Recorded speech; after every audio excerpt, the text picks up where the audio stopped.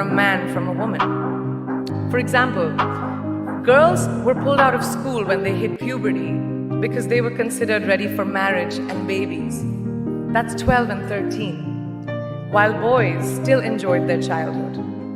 Or basic human rights such as healthcare were denied just because they were women.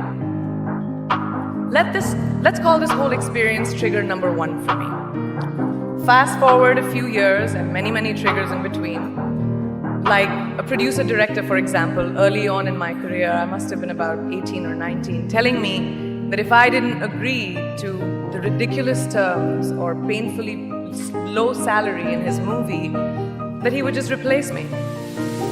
Because girls are replaceable in the entertainment business. That was a memorable one. Made me decide to make myself irreplaceable. But I think what really moved the needle for me and ultimately led me to create the Priyanka Chopra Foundation for Health and Education, and around the same time partner with UNICEF, was an encounter with my housekeeper's daughter.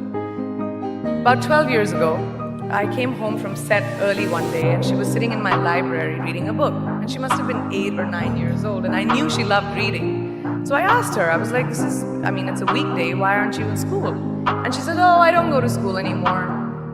So I went and asked her mother and I said, why isn't she in school?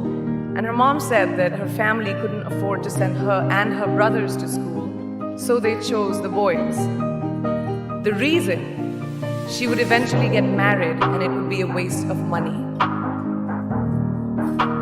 I was completely blown and it shook me to my core. Eventually, I decided to cover the cost of her education so that she could continue to learn, because education is a basic human right.